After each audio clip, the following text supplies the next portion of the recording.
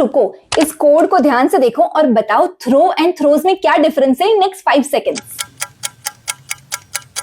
Confuse हो गए ना? तो चलो नेक्स्ट 30 सेकेंड्स में जावा में थ्रो एंड थ्रोज कैसे यूज होता है वो सिखाती हूँ with the easiest code example and logic also.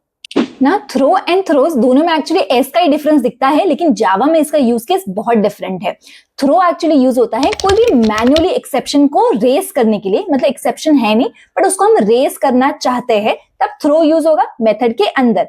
But throws तब यूज होगा जब वो मेथड के साइड में लगेगा एंड वो एक्चुअली वार्निंग देता है कि इस मेथड के अंदर एक्सेप्शन रेस हो सकता है।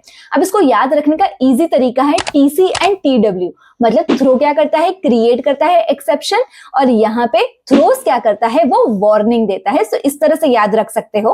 तो चलो इसको कोड के थ्रू देखते हैं। चलो इस कोड को ध्यान से देखो। यहाँ पे हम पहले थ्रो का एग्जांपल देखते हैं कि थ्रो कहाँ पे यूज होता है। ये हमेशा मेथड के अंदर या कंडीशन के अंदर यूज होगा। तो यहाँ पे कंडीशन है if age is less than 18 it will throw exception not eligible. Exception का नाम मैंने दे दिया arithmetic exception and not eligible.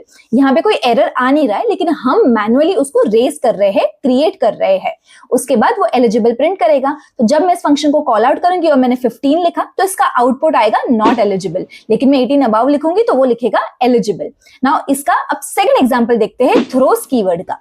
अब यहाँ पे अगर तुम देखोगे तो वो एक मेथड के बाजू में लिखा गया है static void read file throws IO exception. मतलब इस वाले मेथड में आईओ एक्सेप्शन थ्रो हो सकता है, ये एक वार्निंग है। तो जब मैं रीड फंक्शन कॉल करूंगी तो वो चेक कर लेगा कि आईओ एक्सेप्शन रेज हो रहा है या नहीं हो रहा है एज अ वार्निंग। ना इसी तरह से मैंने टॉप प्रैक्टिकल क्वेश्चन की लिस्ट बनाई है which you can use to practice with solution. If you want that comment throw and I will directly send it in your DM. लेकिन ये वीडियो अपने सारे जावा बडीज को जरूर भेजो।